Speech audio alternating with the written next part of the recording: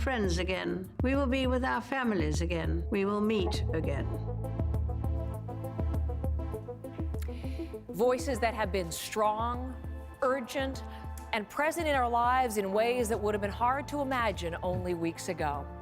Good evening and welcome to a special CBC News presentation, COVID-19 in Canada, a virtual town hall. I'm Heather Hiscox in Toronto. And I'm Hanomansing in Vancouver. It's been little more than a month since the World Health Organization made it official. We are in a pandemic. And since then, it seems as if everything has been turned upside down. Canadians asked to put their lives on hold, to make sacrifices so we can control and ultimately beat COVID-19. It's already been a terrible struggle for this country. More than 1,000 people dead as of today, tens of thousands sick, and for others, there is still isolation, uncertainty, and in many cases, economic hardship. Days of stress turning into weeks of dread. But one thing we already know for sure, Canadians have done what Canadians do. We have pulled together in remarkable ways.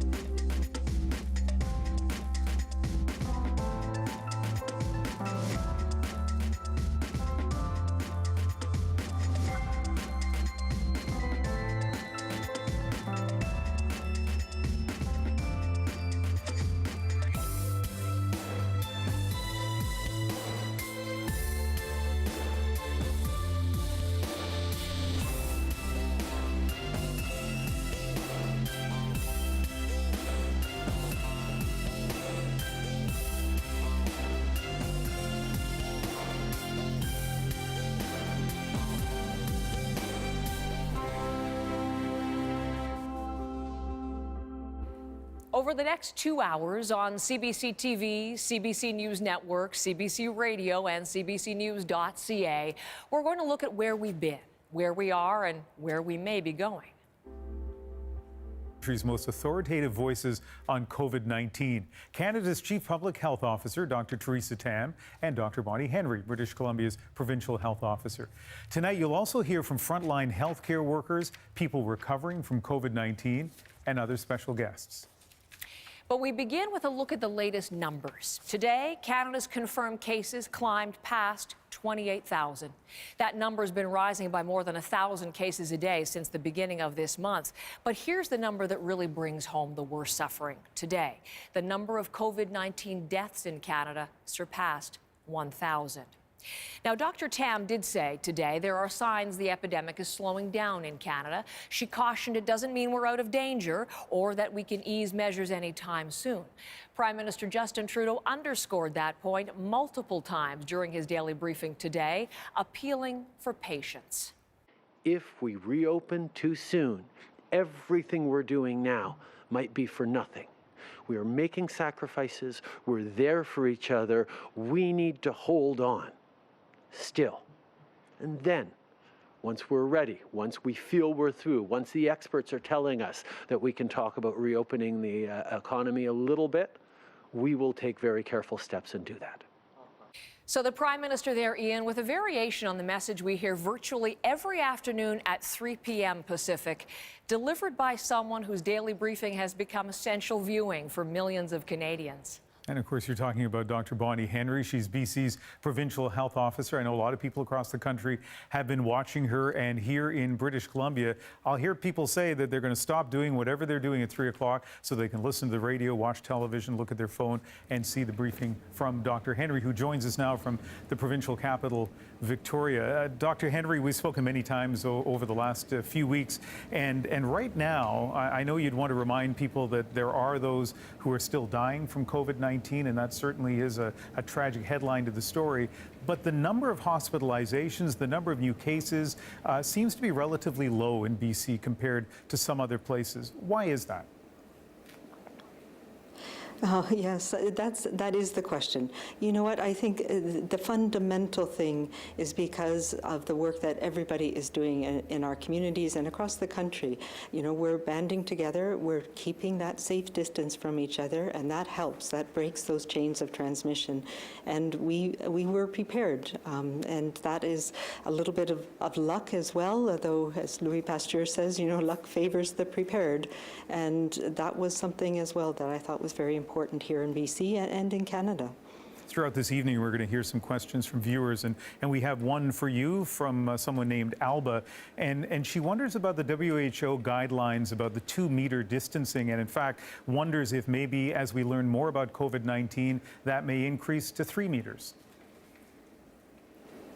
Yeah, I don't think so. We've always said that this is a droplet spread, so it comes from droplets when we cough or sneeze, and that's the main reason or the main way that we transmit it to people. And those droplets fall away quite quickly. So we say between 1 and 2 meters, and that's, 2 meters, 6 feet is probably a good safe distance, and that's the safe distance we're going to have to continue for some time.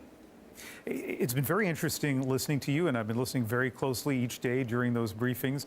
And you seem to, there's an overlap of messages from health officers across the country when it comes to distancing, when it comes to hand washing. But you've been a little bit different, where you've been maybe an advocate, certainly welcome people to go outside, to exercise, to walk once they maintain their safe distance. Why do you feel that is appropriate or even safe to do? I think it has to do, or I believe it has to do with the need that we have to connect. And when we coop people up for a long period of time, and this is going to be a matter of weeks, and there's more to come. So being able to start having that little bit of an outlet to go outside, to get some fresh air, to release some of that tension and concern and anxiety is really important for helping us cope and coping together. And it took a while for us to learn how to do that safely, but people here in British Columbia, and I know across the country, are doing it. We're keeping that safe distance, we're washing our hands, and it's making a difference. Okay, you've anticipated my next question, and it has to do with timing. And I'll bet you're a little frustrated when you hear it, because you hear it a lot, but I'm going to ask it anyway. And that is, at some point, some of these restrictions are going to loosen. You've said this current situation is going to continue for a while, but when do you think we're going to see a few changes at least? That is something that we are watching very carefully. We've had discussions across the country. We're looking at a number of different things. And from the very first implementation of any of these restrictions, our first thought was, okay, when are we going to know that we can stop doing these things? And there's some things that we should be able to stop doing soon. Not now, not in the next week or 2 weeks, but soon. And many of them will be things like, how can we carefully, thoughtfully open up some business again? How can we look at our healthcare system in particular? We've put a lot of things in our health system on hold. So those are the things we're looking at now. The things that are not likely to change in the near future until we have a vaccine or we have a lot of community immunity. And those are things like our safe distancing, cleaning our hands regularly, making sure we cover our cough, and staying away from others when we're sick. And we have to be incredibly sensitive about that, and that's for the foreseeable future. We have about 30 seconds left. We've seen in British Columbia, for example, supermarkets and big pharmacies have managed to do business and maintain some level of social distancing, physical distancing inside. Do you see that being a model for other businesses opening up as well? Absolutely, and the things that we do, it's frustrating for people sometimes, and I know that as we have this anxiety, this fear, people sometimes take their tensions out when they're waiting in those lines, but those lines are important. We need to be patient with each other, we need to be calm, and we need to stay those safe distances. Calm and patient, certainly the hallmarks of your briefings each afternoon here in British Columbia. Dr. Henry, thank you very much. Thank you. Now, some people suggest in British Columbia that Bonnie Henry has become something of a folk hero. And if you want an example of that, consider this. Some people are actually writing songs about her. Here's an excerpt of the Ballad of Bonnie Henry, composed by Phil Dwyer from Qualicum on Vancouver Island.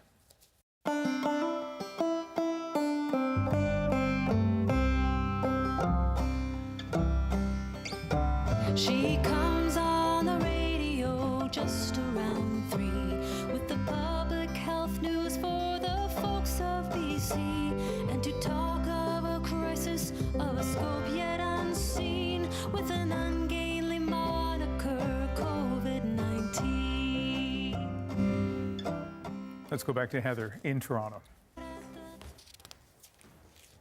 Ian, thank you very much. You know, we know that most people who develop COVID-19 experience only mild symptoms, but new WHO data came out just yesterday to remind us that 15% develop severe disease, 5% critical disease, meaning they're on a ventilator in an ICU.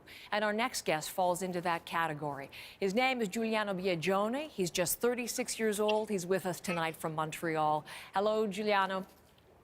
Hi, how are you? I'm really glad to see you. You know, I was expecting to speak to you from your hospital bed, but here you are, you've just been discharged. How does it feel to be home? Feels amazing.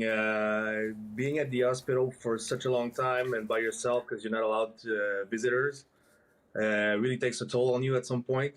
So I'm really happy I'm back home. I eat like home food and be with my girlfriend and my things. It's really helps with the recovery for sure. Isn't that fantastic? When you said in the hospital for some time, weeks and weeks, you contracted coronavirus when you were on a trip to Saint-Martin back in mid-March. And when you got home, I know you became very ill very fast.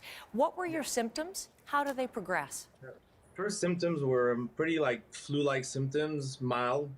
But then as the days went by, it went worse and worse and worse. At some point, the fever was out of control. I was almost at 40. I couldn't like handle myself properly. I couldn't walk properly, and then my breathing became really problematic. So we decided to call 911. Well, first of all, we called 811 to get more information if we should go there or not. And then they told us to definitely call 911. So I did go to the hospital. They discharged me there the next morning because I had only had a pneumonia, even though I was positive for COVID. I went back home. My girlfriend saw me and she was like, "You look like miserable right now." Yes. I stayed home for that night, and the next morning I couldn't breathe like at all.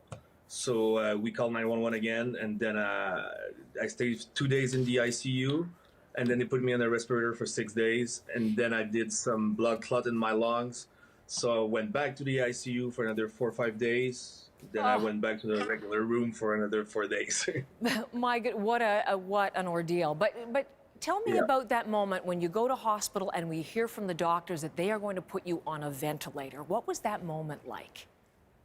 To be honest with you, it wasn't that bad because I was so much in pain. I was so much in distress. I was so tired and exhausted from everything that happened in the last week. Because I spent like a whole week at home being really sick. Mm-hmm. So at that point, I was like, please just help me. Just like do anything. And to be honest with you, being out of it, like in a coma, I was like, this sounds great because I'm not going to feel the fever. I'm not going to feel the pain for a while. So, and I might even wake up better. I might die, but at that point, it was really, desperate measures. So I was like, just do what you have to do. But that point, I might die. I mean, the vast majority of people, Giuliano, who do go on to a ventilator do, in fact, pass away. They don't survive. What did doctors tell you about how close you were to death and why you were able to pull through? They don't tell you because they don't want you to panic, I guess. They always do the same thing. They're going to tell you what's going on, what's happening right now, what's going to happen next, and the risks related to it. But they always put you in a confidence place where you know you're at the right place with the right people and they're doing their best. So at that point, if it's not working, nothing's gonna work, right? So I didn't feel like a stress about it. I was very calm, very exhausted, very tired, and we knew we had to do something big to make it happen. Well, it's happened, and we're certainly glad to see you tonight, as strong as you sound, and look to us. Continued recovery, Giuliano, and thank you for sharing your story. Thank you so much for calling.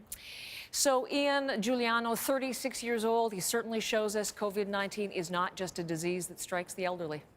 which I think would surprise a lot of people. So to talk a little bit about that, let's bring in Dr. Lenora Saxinger, an infectious disease expert, a member of the Faculty of Medicine and Dentistry at the University of Alberta, and she joins us from Edmonton. And Dr. Saxinger, there was a time, I think, when people assumed COVID-19 would only hit elderly people hard. What are we seeing now in terms of younger victims? Well, we're seeing that actually a very large proportion of people are affected in a kind of 20 to 60-year-old age range. In Canada, I think it's around 60% are 20 to 60 years old. And of those, and look, this is looking at US data. So in the United States right now, around half of the hospitalizations are in that adult age range and half of the ICU cases as well. So I think the initial data kind of underestimated the proportion of disease in younger people. And it's definitely not to be taken lightly. We have a question on video from one of our viewers, Effie. Let's listen to that, and then you can answer. Hi, I'm Effie from Toronto, and my question is, I have a 9-month-old baby, and we missed his pediatrician checkup in March because I was nervous to take him. We have his next month's booked in about a week. Should I take him to be checked by his pediatrician during COVID? And will I need to self-isolate for 2 weeks afterwards? Right. So this is becoming a really pertinent question as we see that our healthcare system still has to keep on working for people. I've been actually looking to potentially going with telehealth visits or phone visits for non-urgent concerns so that you can have a discussion with your doctor. You might discuss weight gain and things like that. And reserve the in-person visits still for things that are required, like vaccines, for example. So I think that would be a reasonable way to go about it. If you don't have any health concerns where a physical exam is needed, still reach out to your doctor, but maybe not have the visit yet. We have about 45 seconds left, Dr. Saxinger. In the briefing this afternoon in Alberta, the numbers of hospitalizations and ICU cases in your province seem to be, relatively speaking, in pretty good shape for the hospitals. Any idea why the impact of COVID-19 maybe has not been as hard in Alberta as in some other places? I think that we have reasonably high-ish case numbers, but because we've had pretty extensive testing, we're catching a lot of people with fairly mild symptoms. And so I think we have a better idea of our denominator, and that means that we also have a smaller proportion of people going into hospital and ICU compared to earlier epidemics, where we were really only counting the more severely ill. So I think that we're all going to be adjusting our models for what we're seeing in our areas, but we might be doing better than we anticipated at this point, although our case numbers are continuing. All right, Dr. Lenora Saxinger, an infectious disease expert in Edmonton. COVID-19 has taken lives, it's limited our freedom of movement, it's robbed many people of their jobs, and today Statistics Canada gave us a sense of that, releasing GDP numbers for March. The economy has contracted by 9%. You can clearly see the economic damage in the city of Halifax, and we're going to start there as we begin checking in with CBC local hosts. Here's Tom Murphy.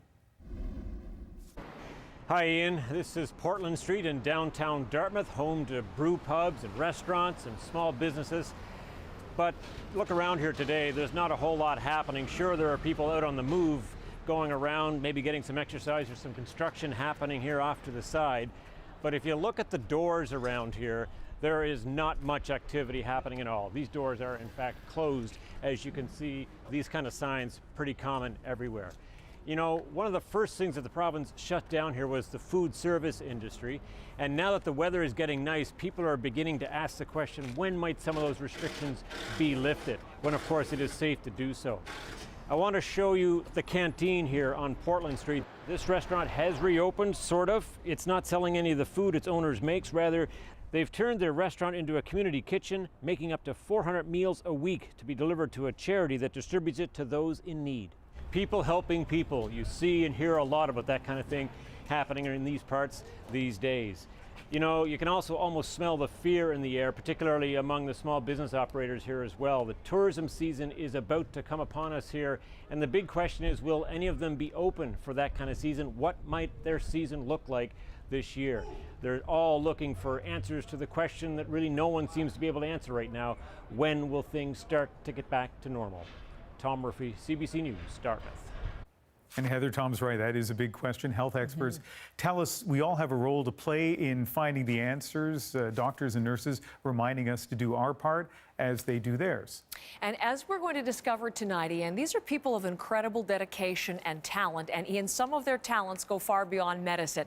They have remained out of the spotlight really until now. But we're going to uncover them, discover them tonight. You're going to hear now a choir of physicians from Toronto pay tribute to their healthcare colleagues. They call themselves Voices Rock Medicine. We look to our sons and daughters to sustain our lives, as if a child could tell us why, that as sure as the sunrise, as sure as the sea, as sure as the wind in the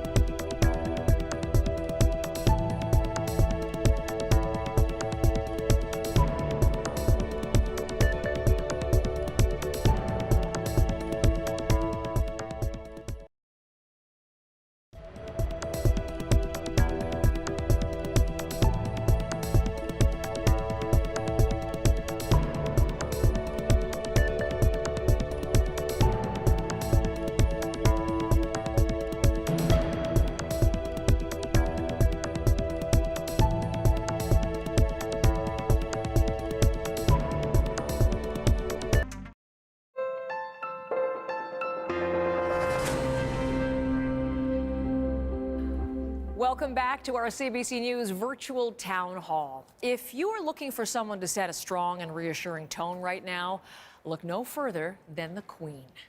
While we have faced challenges before, this one is different. This time we join with all nations across the globe in a common endeavor, using the great advances of science and our instinctive compassion to heal. We will succeed, and that success will belong to every one of us. We should take comfort that while we may have more still to endure, better days will return. We will be with our friends again. We will be with our families again. We will meet again. But for now, I send my thanks and warmest good wishes to you all. It was just the 5th time in nearly 70 years on the throne the Queen had delivered an address of that sort, for which she was applauded right around the world. The Queen's representative here in Canada, of course, is the Governor General. And tonight, joining us from Rideau Hall is Her Excellency Julie Payette. Welcome to our program. Hello. Your Hello, office everyone. launched an online platform this week, Your Excellency, called Caring Nation, and it's a place for Canadians to share your stories. I'm wondering, what are you seeing in the stories you've received so far? We're seeing every walk of life is writing to us. I think people are writing everywhere. We just wanted to have one place where they could do it and show their compassion, their solidarity, their resilience, their courage, their capabilities, their ingenuity. But first and foremost, they are thanking their fellow Canadians that are keeping our society going, those courageous public health on the front line who are keeping us safe. Really important. Well, it certainly is. So there are common themes, there are shared experiences in those stories, and as you read those and as you think on them and as you look elsewhere, how do you think overall Canadians are responding to this crisis? Well, like everyone, we are seeing the enormous toll that this pandemic has on us. There are people financially preoccupied. There are people sick. There are people who have lost their lives. It's terrible, but at the same time, personally, I'm very proud of the extraordinary resilience and capability that the Canadians have shown, and the solidarity amongst ourselves. And as we continue the confinement, we have to continue being on the lookout for one another. After a little while, the routine sets in and it becomes a lot harder. We have to continue and hold the line. You've acknowledged right there that there are difficult times. These are dark days, plenty of challenges to come. But where do you see hope right now, Your Excellency? Well, it's interesting. I've turned a lot to my colleagues. I have a colleague that just launched to space last week and is on board the International Space Station. And we've been talking a lot because when you're on board a spaceship far away, for you, teleconferencing or telemedicine or confined space isolation is the normal. And there are ways to cope. For sure, to count on one another. You know, on board a spaceship, there's a crew, but right here, we're all part of this crew. We're all together into this fight against the virus, and only together we will prevail. So we have to treat it as such. We have to communicate with one another. We have to rely on each other, and we have to take care of ourselves. When you say we will prevail, that was certainly the core, the crux of the video message you delivered to Canadians early on in this crisis. But as we've said, we're a month into this restrictive lockdown right now. And I wonder whether you might have another message, and when in particular you might be able to speak directly to people like yourself.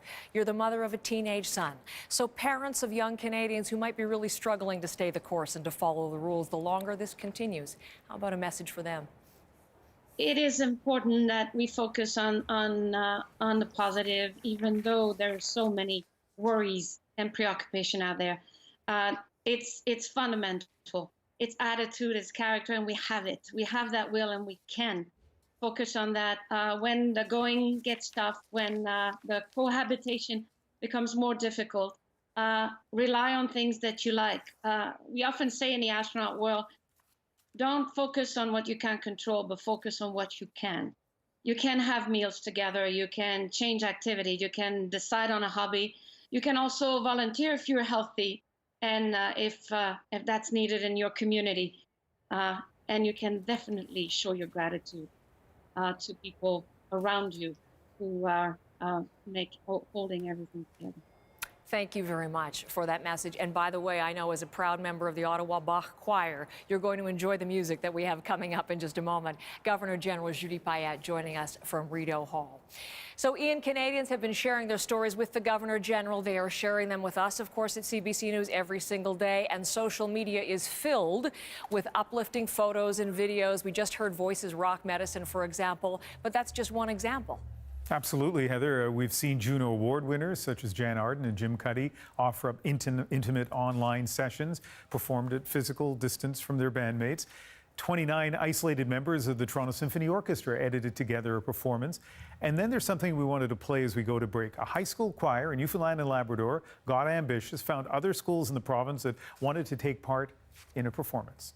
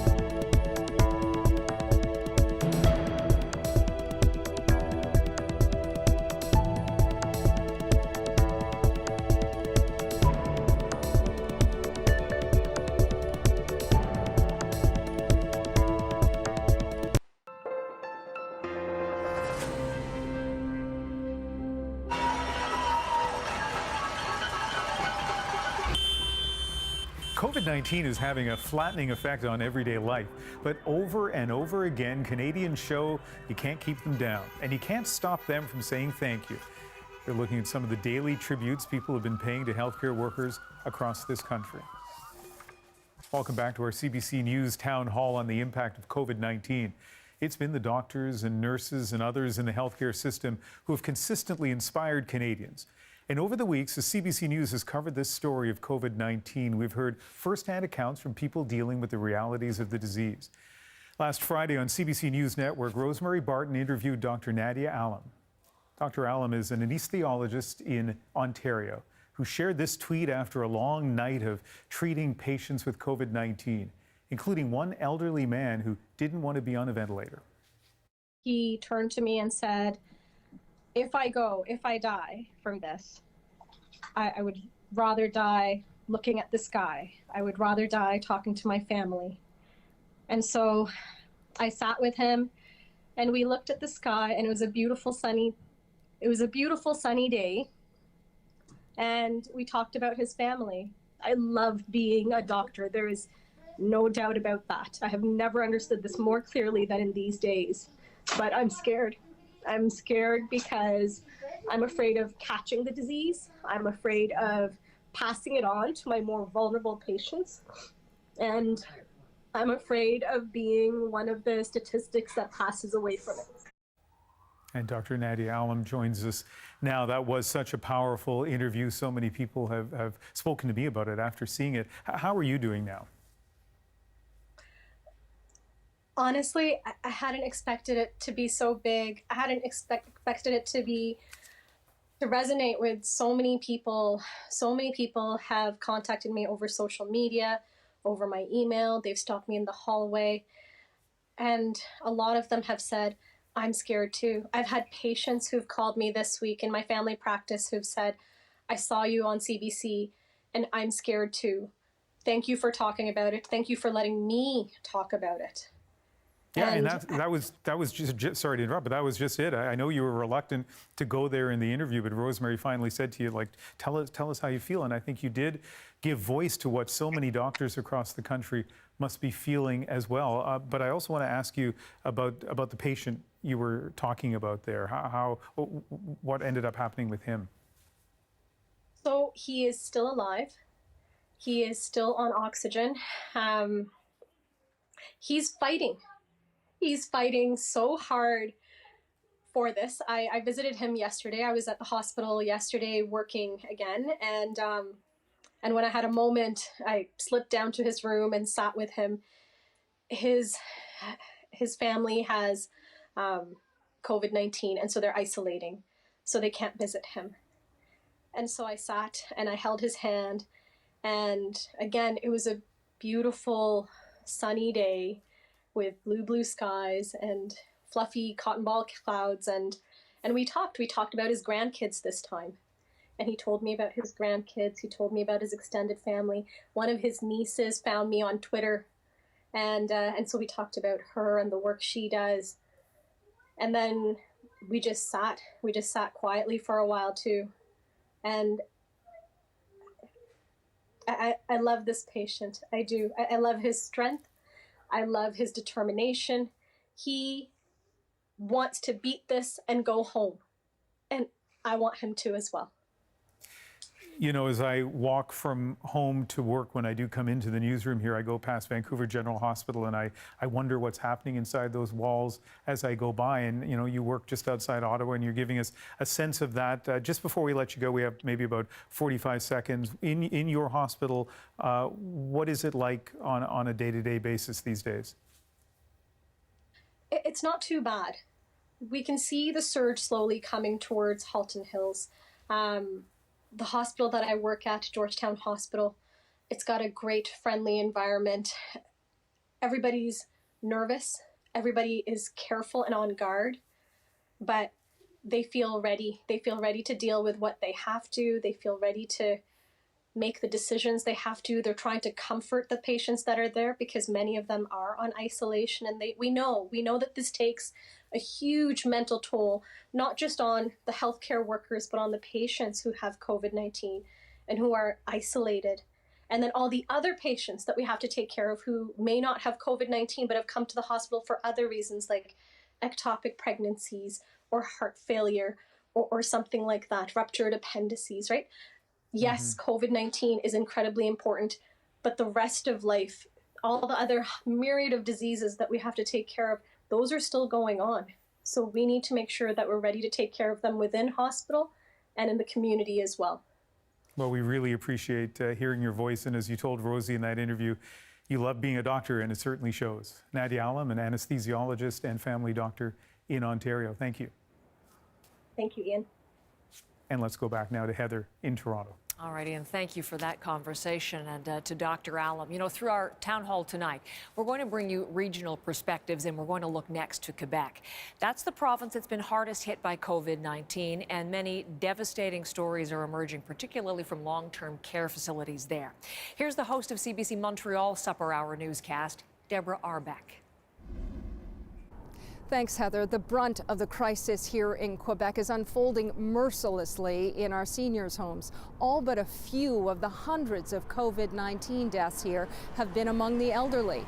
A horrific scene at one seniors' residence in Montreal signaled just how grim the situation really is. Most of the staff had then deserted the residence. Abandoned seniors at the Heron residence left unfed, dehydrated, and soiled in their beds. This should never have happened, never. 31 others died there over a span of a month. Mary Schneider was one of them. Her daughter saw her one last time on a video call. She was frail and she was gaunt and weak and she couldn't hear. Seniors' homes are off limits to visitors. Families desperate for news wait for calls that rarely come. Already chronically understaffed, keeping families up to date just hasn't been a priority.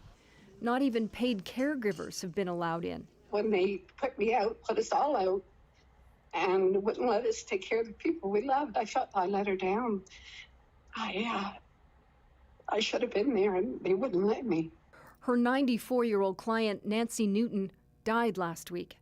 Dozens of seniors' homes are struggling critically. 2,000 employees just stopped showing up for work, many of them sick. To resuscitate the system, anyone with expertise in healthcare is being asked to help out now, including caregivers. It's too late for Nancy Newton, but as the province approaches the peak of this pandemic, they could be a lifeline for hundreds more. Deborah Arbeck, CBC News, Montreal.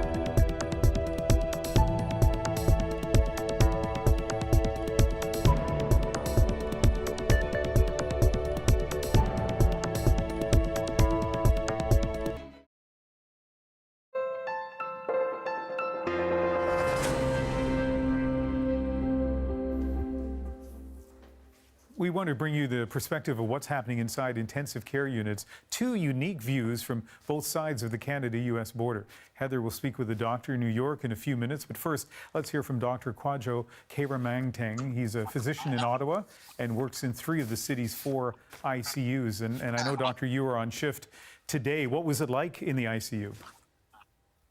Honestly, Ian, things were relatively quiet. I think the measures that people are making to, doing their social distancing and doing their physical distancing is truly making a difference. And, hospitals throughout the country, and specifically in Ottawa, put in quite a bit of effort to make sure that we have capacity to surge if things if we saw increased volume. But right now, I just want to reinforce the measures that our people are doing is really making a difference.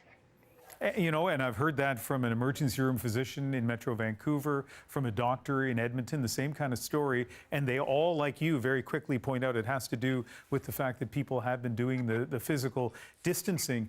But among you and your colleagues, is there any unease or anxiety at all about the potential for a surge? Yeah, I think there was a lot of anxiety and low morale early on in terms of when COVID started to come up.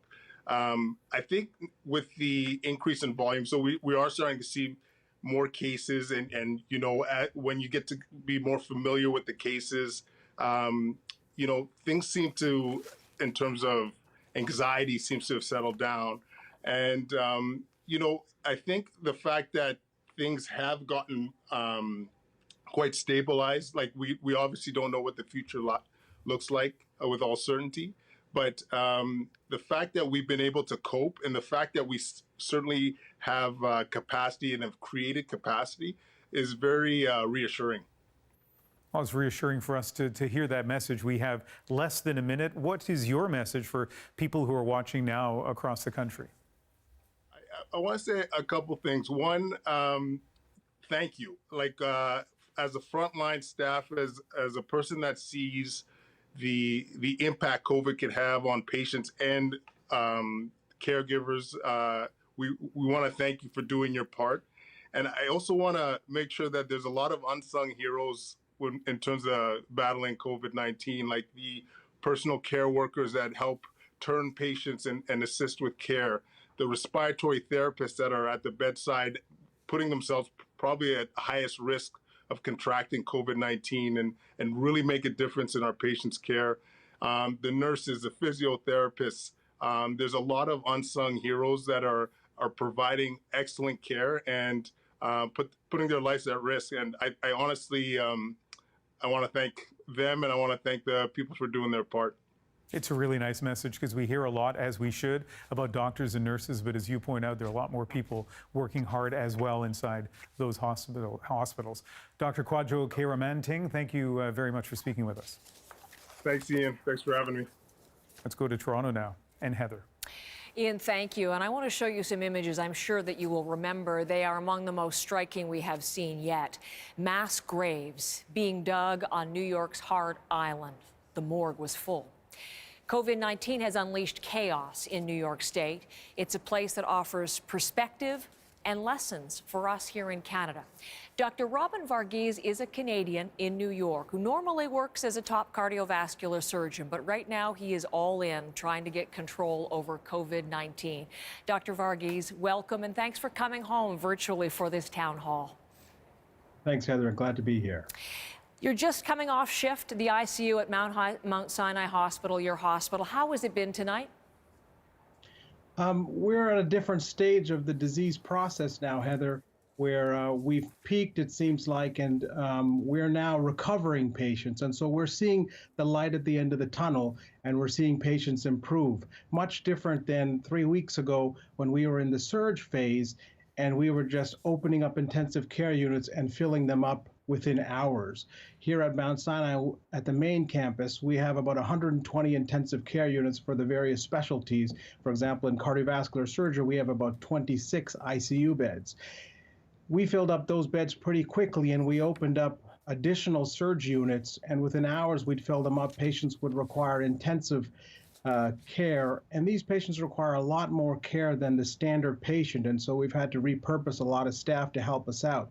After that surge phase, then we got into this phase where the patients seemed like they were not getting better, and we couldn't see the light at the end of the tunnel.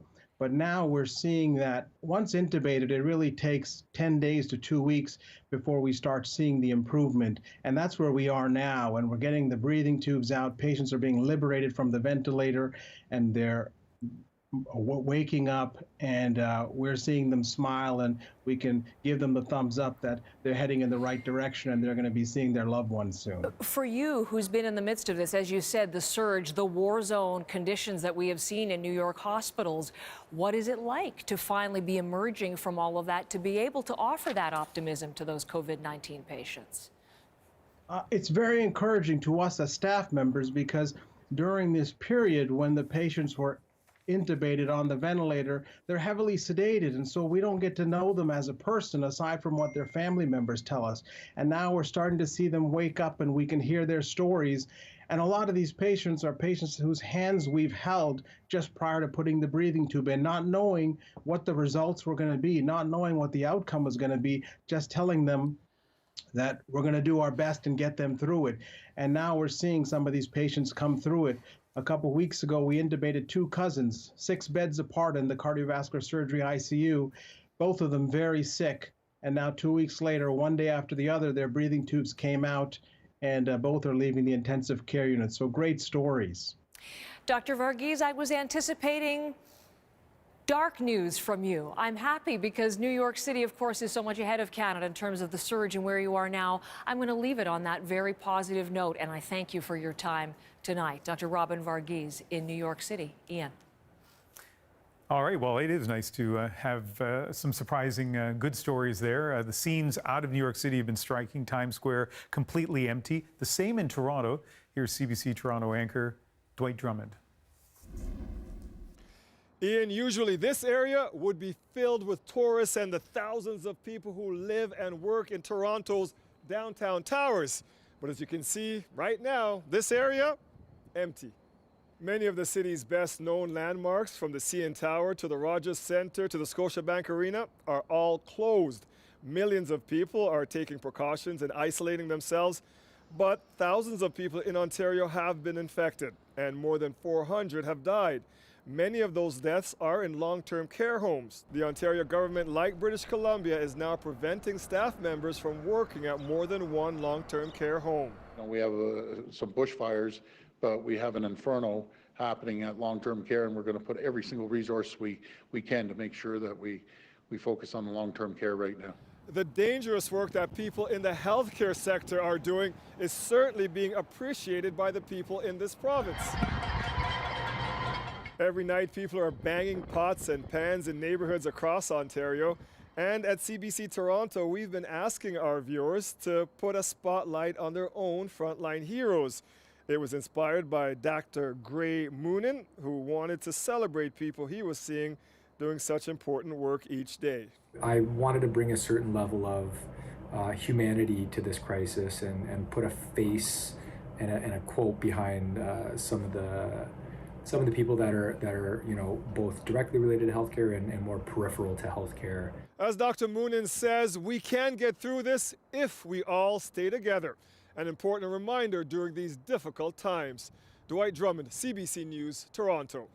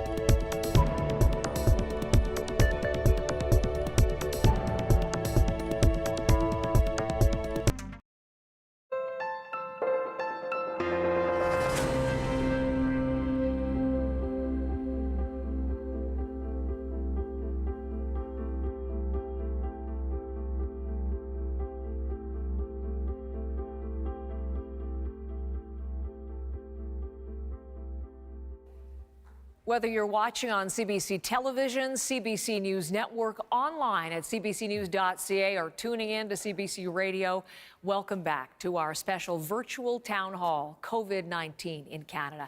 If you're just joining us tonight, we are assessing Canada's situation after a month of living with measures put in place to defeat a new and killer disease. I'm Heather Hiscox in Toronto. And I'm Ian Hanomansing in Vancouver. We have heard a wide range of perspectives in our first hour, and we're going to bring you more insights from healthcare workers, a COVID-19 patient, and we'll also check in with our colleagues in CBC newsrooms for their local perspectives. But we're going to begin this hour with one of the most important voices in the nationwide response. Ian, that is just right. Throughout this crisis, Canada's Chief Public Health Officer, Dr. Theresa Tam, has been out in front, telling Canadians at the daily noon briefings what they need to know as scientists gather the best information, as that information evolves, as it becomes sharper. Dr. Tam joins us now. Welcome to our program, Dr. Tam. Hello, I'm very happy to be here.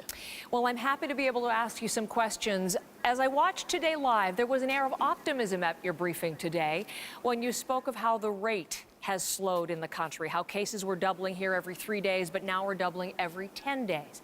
What does that tell us, Dr. Tam, about where we are on the curve? Are we still on the upswing? Well, it's too early to tell, but it's a really great sign that the epidemic seems to be slowing down. As you say, the rate of doubling of our cases has slowed down from every 3 days to every 10 days. I'm always cautious because you know, we haven't necessarily seen the peak yet, and sometimes we won't actually know that we've passed the peak until we've actually passed the peak. But my main message was, good job, Canadians. I think all of your work has helped us slow down the epidemic across the country. But much work needs to be done, and we need everybody to maintain all the good work they're doing now in terms of physical distancing or staying at home, washing your hands, and those hygienic measures is helping us slow down this epidemic. But we need to be really cautious right now that we're doubling down to ensure that we get past the peak and slowly let ourselves down on the other side of the curve. That strong, consistent message that you have delivered every day at your briefing. You raised something because I'm wondering what you're looking for. How will we know when we are at the peak? Well, as I said, you know, our data can sometimes lag a little bit. So when someone is infected or exposed, they need to go to the doctors, and they may then need to be tested, and then they get reported. So there is a time lag, often of about 2 weeks or so, from that time to when we actually detect the case. And so we are pretty cautious, but we know that many of the measures that we put in place in Canada happened around the middle of March to that week that has just passed, the sort of 15th of March and thereabouts. And we know that all of that good work, the results of which should be observable around about this time. So that's why I'm really keeping a close eye on how the epidemic is evolving. And I'm really happy to see that this growth rate has begun to slow down. So then the question becomes, what happens next? And certainly that is what we're hearing over and over from our viewers. Let me put it to you, Dr. Tam, in the words of Carmen Choi. In a country as big as in Canada, how are we as a nation go about relaxing the physical distancing measures when the time comes? Since each province and territories have its own numbers, the peaks are different. Will the province and the territories go about doing that at different times on their own? And if so, what are the ramifications of doing that? So how do we reopen, Dr. Tam, and in particular, put politics aside, what are the public health criteria for lifting the lockdown and reopening things? Well, in order to move to what we call the sort of new normal, because I don't think that we'll be reverting back to life as we know it before the start of this pandemic wave, because the population immunity is likely still low. We need to actually know, get a better handle of what that population immunity is. But the first thing and our key focus is really reducing transmission to a very low level. And that means testing That means contact tracing and making sure we isolate cases and quarantine the contacts. That must still continue. And with that, we'll be able to also test using some of the new testing that we will be making available, such as antibody tests, to see what level of immunity we actually have in the Canadian population. We will then also be able to adjust those public health measures accordingly. But as I said, that even if we go past the peak, we need to maintain all of those measures, including physical distancing, for quite some time because of the lack of immunity to this completely novel virus in Canada. So, and I think the viewer who's posing the question is right in that we actually have different epidemics going across the country. British Columbia might be different to Ontario, which might be different to the communities in the north, for example. So our tracking, our testing is able to sort of help us continuously track what's happening across different areas of Canada. And so I think potentially the timing of some of these measures might be slightly different depending on where you are. And I don't know if that answers the viewer's question. I'm sure it does. And you raise the issue of testing. And of course, this is something we'll be returning to in our coverage because the capability of the country has not been where you want it to be, where the country needs it to be, and something that we need to be watchful of in that it is a key criterion for allowing society to return to normal and for things to reopen. Dr. Tam, I thank you for the time tonight. Thank you. Ian. Well, our next guest is someone who knows a lot about COVID-19. She seemed to recover. She had the all clear to end self-isolation, but the story just keeps changing for her. Melanie Fournier works in the healthcare sector. She was trying to get her life back on track, but has been told to isolate for another week. She joins us now from Montreal. It sounds like it's been a long, frustrating story. Melanie, how are you feeling tonight?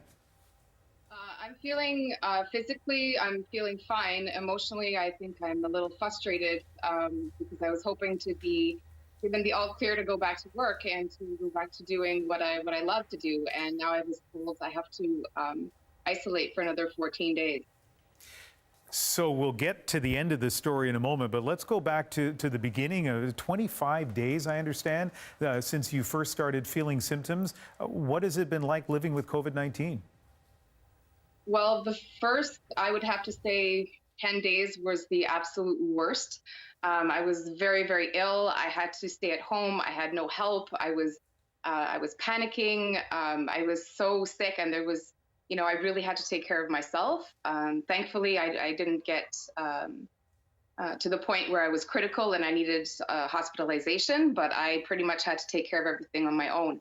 And then since about the 12th, 13th, 14th day, I've been feeling fine. I've been feeling like, just like I had a little bit of a cold, and now I feel 100%. And so during the time that you were feeling more sick, were people checking, or were you checking with people by phone, or how did you make the decision that even as sick as you felt, you weren't sick enough to check in at a hospital? Well, what they had told me was to basically stay at home as long as I could, and that if I was having difficulty breathing, or I couldn't breathe, or I couldn't catch my breath, that's when I needed to call 911. Other than that, I was at home. Yes, sorry to interrupt. You have two teenagers at home as well. How did you manage to I guess they have not tested positive. How did you manage to keep your infection away from them? It was very difficult. And at one point, quite honestly, it was almost impossible. I mean, we share a house, we share the bathrooms, we share the kitchen. And I was very, very ill. I don't understand how they did not show any symptoms yet. But they're still self-isolating. They're trying to stay in their rooms as much as possible. We're trying to be as careful as we can, but they haven't shown any symptoms yet. And so you're in this strange situation where you're feeling a lot better, but technically still have COVID-19. So what's next for you? So because I work in the health sector, they want me to keep testing now every week to see if I'm still positive. I just passed my 5th COVID-19 test, and it was still positive. So now I have to wait another week before I get tested again. Well, of course, we wish you the best of luck in terms of staying healthy and hopefully testing healthy as well. Melanie Fournier, thank you very much. Thank you so much. Let's go back to Heather in Toronto.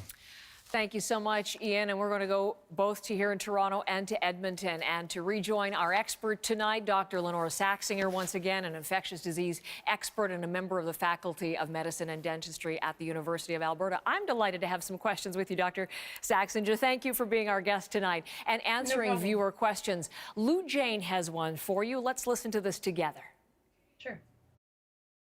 Hi, I'm Jane from London, Ontario, and I'm wondering if the Canadian Blood Services are screening blood donations for COVID-19. As well, is it possible for people to become infected through the transmission of donated blood? That's such an interesting question, Dr. Saxinger. What do we know at this point in the disease and the evolution about transmission in the blood? There doesn't appear, well, everything is an evolution, as you've said, and I think that we've not seen any case reports of transmission through blood transfusion. I believe this virus does have the possibility of being found in the blood for a brief period during infection, but that's not 100% clear. And when we look back to our experiences with SARS in 2003, that didn't appear to be a big risk either. People might have heard about blood transfusion screening, though, because some countries have been using blood transfusion as a way to monitor for the presence of disease in the community by testing for antibodies, for example. And so that might be what people have heard of. So blood transfusion does not appear to be higher risk for transmission of COVID. And I think that we will be seeing blood transfusion screening for COVID increasingly, both to try to figure out what's going on in the community and also to ensure safety of the blood supply. But I'd have to say that's a preliminary answer. All right. We certainly hear from the Canadian Blood Services, for example, about the need to donate blood. They're very much in need as they continue to want to provide to clients who need it, patients who need it. Rebecca, Dr. Saxinger would like to know about this, her own family's experience. They were sick with a respiratory illness back in December and January. How do they know it wasn't COVID-19? They had a fever, a cough, and difficulty breathing. So December, January was before we really had documented transmission in this country. Of course, the possibility that it might have arrived with travelers, because December was really a big month in China, and I think the world became more aware of it at the end of December. It's not impossible, but at the same time, we still were in the throes of a fairly bad flu season at the time, and so there's a pretty high likelihood it was influenza. Now, people who had a compatible illness during the period that COVID was around would be possibly able to be tested to see if they have antibody against the infection, which would document whether you'd been previously infected or not. And I know that all the provinces are looking at how we might start using that testing once it's available. So the answer is that some people might be able to find out if they'd been infected, even if they didn't have a swab, but not quite yet. All right, Dr. Saxinger, thanks for sharing your expertise. Thank you for your questions tonight all across the country. Ian, back to you in Vancouver. All right, Heather, you know, a lot of people might associate COVID-19 with crowded cities, but the threat really spares no community, no province, not even any territory. So let's hear from Juanita Taylor of CBC North Beat for a northern perspective. Thanks, Ian. I'm here in Yellowknife, where the city is like many other cities across the country, quiet. So far, the north has 13 cases of COVID-19, 8 in Yukon, 0 in Nunavut, and 5 here in the NWT. What's been an interesting topic of debate is how the territories are disclosing information about which communities have COVID-19. The NWT and Yukon have a policy in place to not name communities, citing privacy reasons. Nunavut says it will name communities with cases in an effort to lessen widespread panic. Now, Nunavut has only 7 ventilators with no full-time intensive care unit. That means any patient from Nunavut put on a ventilator must be medevaced to a southern hospital. So you can imagine just how the not knowing could impact people in these isolated communities. Meanwhile, people in the north are also helping in the larger effort to stop the spread of COVID-19. Earlier this month, the NWT Chief Public Health Officer used emergency powers to give a medical services company here in Yellowknife permission to make hand sanitizer. Now, Health Canada is fast-tracking licensing for 62 Degrees North sanitizer for the North's healthcare facilities. Juanita Taylor, CBC News, Yellowknife. So in companies like those Juanita was highlighting, retooling, producing things that we need so badly, that's showing the real spirit that we're seeing all across this country of Canadians pitching in and finding ways to support each other.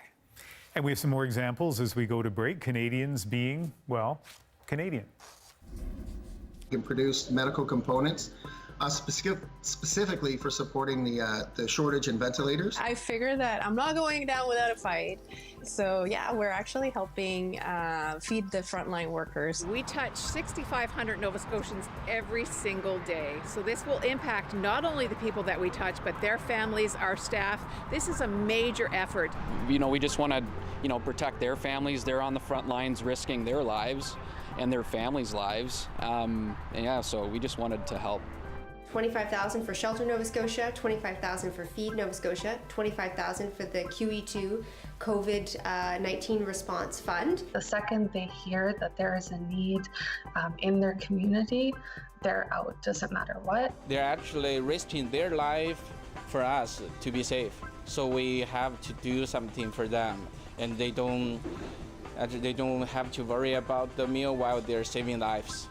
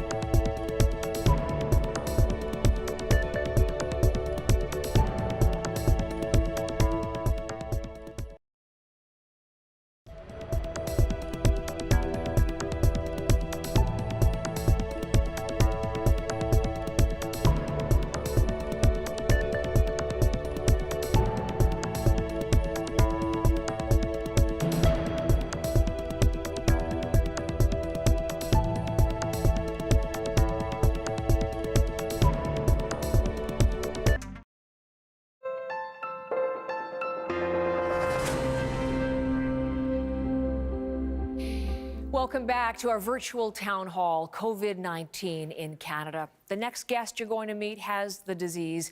So does her mother, who was a resident at the long-term care facility, the Maison Héron in Dorval, Quebec. 31 deaths there since March, at least 5 connected with COVID-19. The causes of the others are as yet undetermined.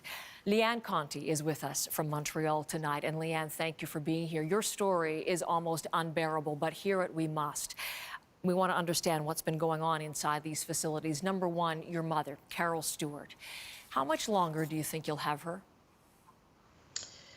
According to the doctor yesterday, 72 hours to maybe 48. Yeah. And she's in palliative care now, so she's comfortable. She's in palliative care. She chose no other treatment, not to go on a ventilator. Correct. Tell me about that decision. Well, that was something that was decided prior, obviously, because she was bedridden for the last 2 years. So for herself, she didn't feel she had a quality of life, and I respected that. I didn't expect it to happen like this or right now, because I haven't seen her in 3 weeks almost. Since the residence happened, but I was going to just ask you that very question. You've obviously had that difficult discussion to determine her wishes, but have you been able to see her? When were you last able to see her, to hold her, to say your goodbyes? Haven't had that opportunity yet. The hospital will call me. They usually have a good idea within hours of when somebody will pass. So they'll call me within a few hours, and then I'll go down to the hospital and see her. But at this point, most likely she won't be lucid at all. But it's, I'll have that opportunity to say goodbye. But the last time I saw her was March the 20th, the day that the residents locked down, actually. And how did you find out? Was that the day you found out she had COVID-19, or how did you come to learn that? That week, she had not been feeling well, and I often go and visit her. I knew that we were going into sort of social distancing. We were no longer, I wasn't going to at least go and see her. And at this point, the residents nor the hospitals had locked down yet. But I wanted to go and explain to her that I wouldn't be visiting. So I went on the Friday and I spent a few hours there. And I walked out the door and they called me and said that they were locking down. And at that time, because of that, when you spoke to the staff about the fact your mother had tested positive, how did they respond when they found out that she too had COVID-19? Well, she had gone to the hospital actually twice. They had, the second time I'm the one who called for I actually called the residents and said, you need to call an ambulance. The first time my mother had gone on the Friday, I think it was like the 24th or 25th, she had fallen out of bed. I don't know how that happened, but she fell out of bed and they said she had a fever. I think actually COVID was already in the residence. That's my gut feeling. I could be wrong, but I think they already knew about it. They sent her to the hospital. The hospital called me the next day telling me they were returning my mother to the residence, but that they had tested her for COVID because there was a case of COVID in her residence. But they sent her back. That apparently was protocol, though. At that time. And you visited, of course, at this time. And you yourself have now contracted COVID-19. What are your regrets in all of this, Leanne? Regrets. I guess my biggest regret is that I don't know. I guess that she was still there. I probably should have taken her out prior. But they were not very transparent in letting us know the situation that was going on in the residence. As a matter of fact, the Sunday when I called, because she had been texting me, saying that she really wasn't well, she was coughing up blood. I called and the nurse that answered the nurse's desk on her floor, which was the second floor, was not aware that she had COVID. She was not. I think I was letting her know. It has been, it sounds, just the worst possible situation for you and your family. We hope for your health, Leanne. We'll certainly keep your mother in thoughts and prayers, and I thank you very much for being our guest tonight. Leanne Conte. Thank you. Ian. Well, we have known all along that COVID-19 is particularly difficult for our elders, and we want to talk to someone who has expertise in dealing with geriatric medicine. Dr. Samir Sinha is the Director of Geriatrics for Toronto's University Health Network Hospitals. Dr. Sinha, when you first heard the story from that long-term care home in Dorval, just outside Montreal, what was your reaction? Honestly, Ian, my heart broke. It was just so sad hearing about something that was going on for a while, and how residents were suffering, and just the scenes that the first responders saw when they finally got in the doors and they saw people who were dead, people who had been abandoned. It's something that we've heard about happening in Spain, but I don't think nobody believed that it could actually happen in Canada, and then it did. It's just, my heart goes out to all those families and all those individuals, because that should never have ever happened in our country. In Montreal, the police say that they have begun a criminal investigation into what happened there. Is it a one-off, a terrible exception, or are there things that happened in that long-term care home that are a bit of an illustration of what's happening elsewhere? You know, I'm hoping that it could never happen again, but, we say never say always. And I think right now we have over 1,000 homes in the country in outbreak. As of last week, we heard 813 in Quebec alone. Over 10% of Ontario's homes are now in outbreak. BC and Alberta has also struggled as well. And it just tells us that many homes right now in Toronto, in other places, they're struggling to maintain their staffing levels. They're struggling to get the testing done. They're struggling to find PPE. And this is why I think in Ontario today, the Premier came out and announcing an action plan saying we need to actually do more things to stabilize the situation so we don't have another incident happen again. We have heard stories about bad care at long-term care facilities for elderly people my entire lifetime. And many of us are wondering, will things change after COVID-19? In terms of geriatric care, maybe we can be optimistic or at least realistic. What can we do to try to make sure that things change? I think you have to remember that there's 400,000 people who are in care across the country in many of these homes. And the far vast majority of the workers in these homes are heroic individuals doing incredibly personal and difficult care every single day. They're working with people, many of whom have dementia and have behavioral issues, and they have to wash them, they have to feed them, they have to support them. And I think the message that's come loud and clear during this whole crisis is it's exposed how poorly we've actually treated and how respected largely this population of racialized women workers who we've never really dignified on the majority with full-time pay, with benefits and sick days, things that my colleagues get in my hospitals, but things that these folks haven't gotten. So that alone started creating a challenge of turnover of staff, people hoping to get a job in a hospital because it would actually pay better. And that's where it all started. And I think that's the challenge, is that when we try and focus on why things have gone wrong in the past, things will happen in anywhere we work. But I think this whole crisis has shown how precarious the situation was in long-term care homes and retirement homes across the country. And I think it really says that there needs to be change. And already we have provinces that are making major changes that I think will be permanent and should be lasting. Well, those kinds of changes certainly are within our control. Thank you very much for the insight. Dr. Samir Sinha, Director of Geriatrics for Toronto's University Health Network Hospitals. Back to Heather now in Toronto. Ian, thank you. We're going to get a perspective now from a province that all things considered is doing quite well controlling COVID-19. Confirmed cases in Alberta have not spiked the way we've seen elsewhere, and we saw the province actually sharing its surplus of PPE. But this is a province that faces other challenges. And here's Nancy Carlson of CBC Edmonton. Thanks, Heather. I'm here in Old Strathcona in Edmonton. It's an area where you would usually find people having coffee, having lunch with their friends, people watching, shopping. It has great nightlife. Well, I haven't been here in a few weeks, and I have to admit, it is really, really strange. COVID-19 completed a triple whammy for this province. That's according to Premier Jason Kenney.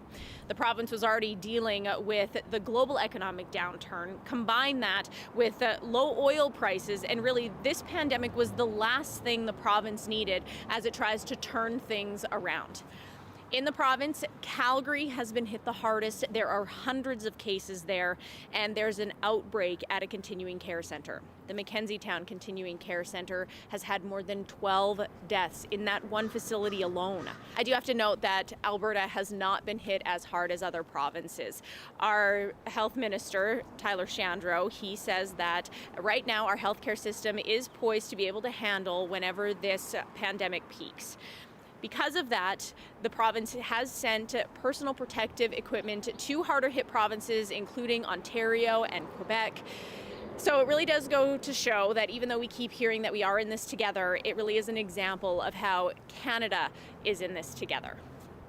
Nancy Carlson, CBC News, Edmonton. Well, as we've seen throughout the evening, streets across the country may be empty, but Canadians are still out and making wonderful sounds. Absolutely. We've been capturing some of them tonight, Ian. And as we take a quick break, a little more music to share. This is from just west of Toronto. When their concert was canceled, they moved their performance online. So here is the Central Peel Secondary School's strings program. And Ian, a little starship for you. Nothing's going to stop us now.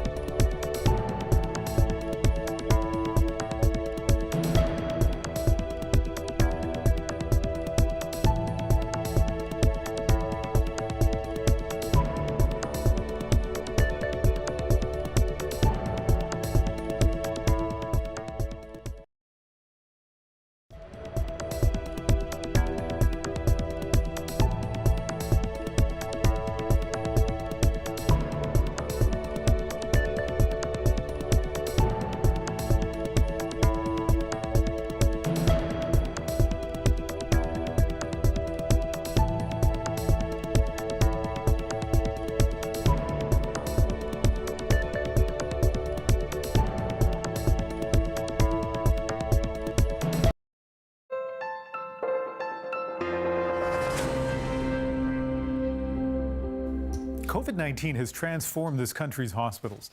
Always vigilant, doctors and nurses are now hypersensitive to this new threat that can enter the emergency room at any time. Co-host of The National, Adrienne Arsenault, was recently granted remarkable access to Toronto's Humber River Hospital. While she was there, a man was brought in from a nursing home. He died. Dr. Tasleem Nimji did what she could to save him, and here she is speaking with Adrienne. The hardest part is when that family member, when that family member is weeping, and when that family member is begging you to do everything that you can, and when that family member can't be here. It's so important for us to let those people know, those family members that I've spoken to, and for anybody else who's been in that position, that we are doing everything that we can for the people that you love. And Adrienne joins us now. Remarkable access, obviously, at that hospital for you and our crew. As an observer in there, tell us what doctors are noticing with the patients who are coming in. Well, it's interesting. Firstly, just in terms of what I saw about the doctors, everything Dr. Nimji said was reiterated by everybody else in there. So that's genuinely how they feel. Part of what disturbs them, they said, is that people seem to be affected very, very quickly, that there are patients who came in just not doing great, and then within half an hour they needed to be intubated. So these are people who were, trying to get better at home, and then it got harder to breathe, and then they came into hospital really struggling. And then within that 15-minute window, they had to alert their families who weren't there and tell them they needed to be intubated. And these are very emotional, difficult phone calls that have to happen very quickly, and then they're alone. So I think that disturbs them. At least they were telling us it really disturbs them how quickly it is, and also how young some of the patients are. Again, they keep reiterating this. It's not simply a matter of a virus that attacks the elderly. It's attacking a whole bunch of people. And let me ask you, you mentioned that they end up being alone. Their families have to stay out there. Dr. Nimji talked about that too, but tell us more about taking a terrible situation, being in the emergency room, and making it even worse. People are terrified. So a couple strange things in that emergency room. It doesn't feel all that busy. You sort of look around, and some of the bays are empty, and that's because people are maybe too scared to go to the ERs, and the doctors say, "Don't, please come. We're here to help you." But those who do show up, we met an elderly woman who came, and her eyes were so wide. She was clearly very sad and very afraid to be alone, and there was a little bit of a language barrier, and this is really difficult for the doctors because they want to physically be there and comfort someone, but they have to keep their distance, and the PPE creates this barrier that muffles the sound of their voices, and it's harder to see their eyes, and it sort of muffles the humanity, but it doesn't erase it. And I think that is a real strain from what many of the nurses and doctors told us, that they see how sad and alone the patients are, and they're doing everything they can to try to help out a little bit. All right, Adrienne, I recognize where you're standing. Not exactly recognize the neighborhood, but it's where you stand for the National, and where we'll see you later on this evening. Thanks for speaking with us. You bet. I miss you. I miss you too. Let's go back to Heather in Toronto. All right, Ian, thank you. Our final regional perspective for you now as we head out east to the CBC's Anthony Germain with the beautiful view from St. John's.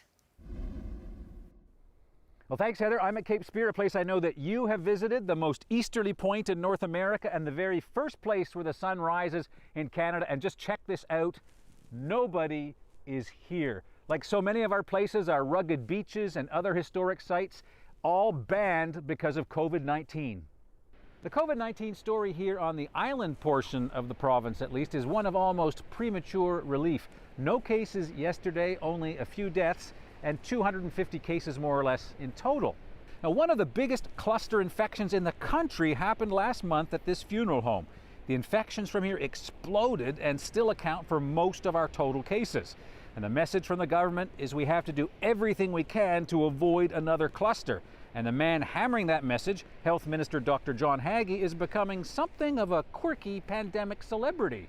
Shopping can now no longer be a family activity. Don't take your children with you, and please don't let them lick the handles on the shopping cart. If you use Tinder or Grindr and you swipe right, you might get more than you bargained for. Well, the fishery being closed is no laughing matter, and nobody is certain exactly when or if it's going to reopen this year. The economy is the big story in this province. It's been spending money like a drunken sailor for years, regardless of who is in power. We need to go to the federal government just to borrow money. We spend more money on interest payments on our debt in this province than we do on the entire education system. Politicians aren't talking recession. They're talking about the 1930s and another Great Depression. No matter how this crisis ends, one thing is almost certain, and that is Newfoundland and Labrador will be knocking on Canada's door, asking for help because we're broke. Anthony Germain, CBC News, St. John's.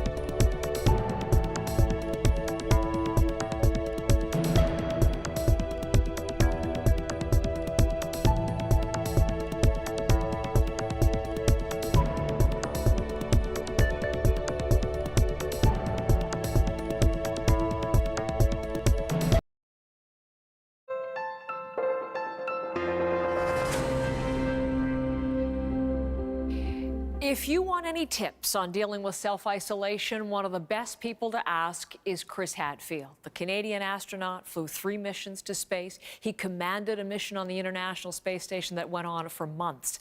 Isolation, he knows, and he is with us tonight. Hello, Chris. Hello, Heather. It's a pleasure to be joining you, and I think it's been a great service you're doing for the whole country to bring us together. Thank you very much for that. Well, thank you for being part of it with us. I think I need a bit of a booster shot of your counsel, because we were speaking on our network a couple of weeks ago when all of this lockdown was starting. And now we're a month later, and we're hearing from officials that this is going to be the state of things for weeks, months, the foreseeable future. How do we stay the course, Chris? You know, the same thing happens on a space flight, Heather. You think, you know, I've been here for a while and maybe I'm getting close to the end, but you never really know for sure, like the crew that's up on the space station right now, when you're actually coming home. And I think people are starting to get a sense of that in their homes across Canada. This is still going to go for a while. We're doing well, as you've heard from so many experts. The measures people are taking are having the effect that we wanted. Our medical system, to a large degree, is keeping up. There's been lots of problems, tragedy, loss of life, but for the vast majority, it's been handled well. But there's still time. We haven't landed this spaceship yet. It's still going to require that resilience. People need to feel unified in their defeat of this common enemy. Take pride in ourselves, take pride in each other. Unified. Come back to that word. I remember your fellow astronaut, Steve McLean, once telling me, and probably you've told me the same thing too, that when you're up in the space station, you look down on Earth and there are no borders. It's one planet, one people. So you more than anyone must have a sense of we're all in this together. What have you been thinking about? It's one of the one of my children, Evan, said to me as well, you know, it's hard to believe that everybody on the planet is facing the same problem right now, the same risk, the same danger, and it's impacting their lives the same way. That can be quite disturbing, but it can also be immensely unifying. And to go around the world in 90 minutes, you really get that sense of oneness of the place, that we're all unbelievably in this together. If you can go around it in 90 minutes, it's not a very big place. And I think that if we can remember that as we come out of this, as we go through the process of recovering from this slowly over the next many months, remember the lessons of that we can actually unite and pull together as a vast majority of people and actually do something collectively and globally. We're not perfect, but this is a rare opportunity to all fight the same enemy.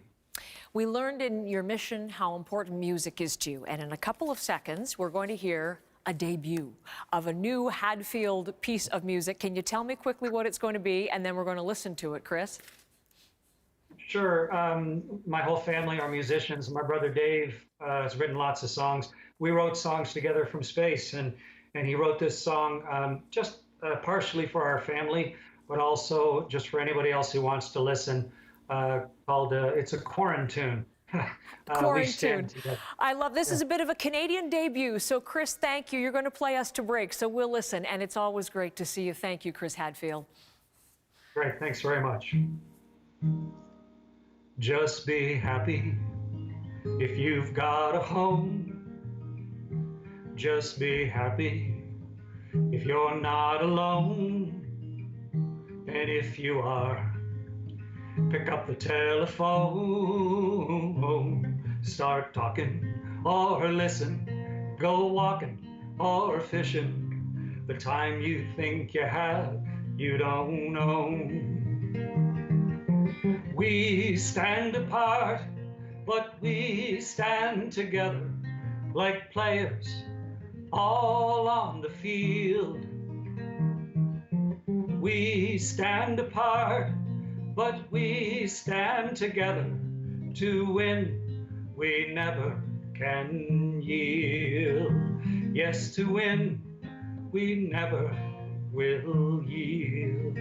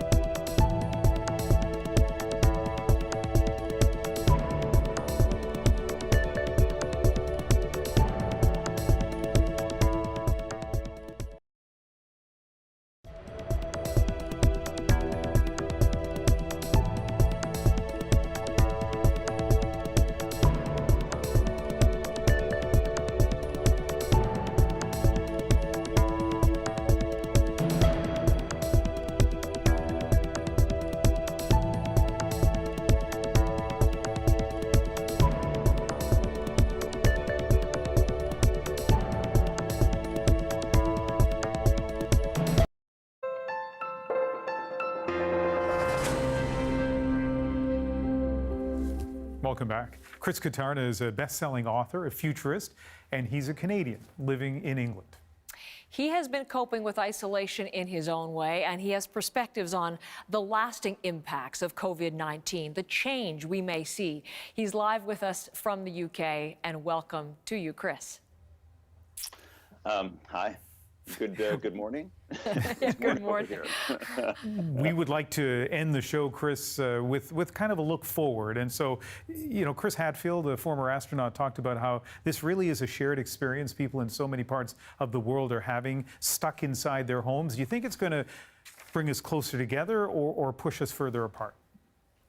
It was really, it was beautiful to listen to Chris, share the experience of floating above the planet. And having a shared experience as a planet, because as a social scientist, I can't help but feel that we may never again see our own world as clearly as we can see it right now, and so it's just so important that we take a good look around and recognize some things that maybe weren't obvious before, but now are just blindingly obvious. Because so much I think about the positive ways that we can come out of this is going to come from our awareness in the present. Well, can I jump in on that, Chris? Because I mean, you call yourself someone who looks and envisages a better future. And right now, in the midst of all of the hardship and the pain and the uncertainty and the anxiety that so many are feeling, it's difficult to see a better future. How does it look to you? Well, I mean, I think what we have is a fabulous opportunity to see reality more clearly. And there are many of examples. I mean, just take the reality of work. I think we all connect much more clearly now to how so much unpaid labor makes work possible. And so how much of our economy do we really measure? And how maybe should we change how we measure what is productive activity? That's an exciting question we can be asking ourselves. And another one that just seems to hit me in the face is how we think about progress. We live in a moment, we have this fetish for technology. Technology is what drives human progress, and almost nothing else, we seem to think. And now we live in this moment where we have this powerful personal proof, all of us, that flattening the curve is a social achievement. It is a cultural achievement. It is something that can only be achieved that way, and technology couldn't help us with that. Yes, to help us recover, find a cure, but not deal with this problem. And so it gives this beautiful question to ask ourselves now, which is, what are the other curves that we could be flattening? And we know that that's not just a nice sentiment anymore. We have a personal experience that it's possible. I have so many friends who say they can't wait for life to get back to normal, new normal, whatever it looks like. They want to go back to see hockey games. They want to go back downtown to the Office Tower and see their work Break friends. Up 2020 in Regina. Man, that came out of nowhere. Sorry. That's okay.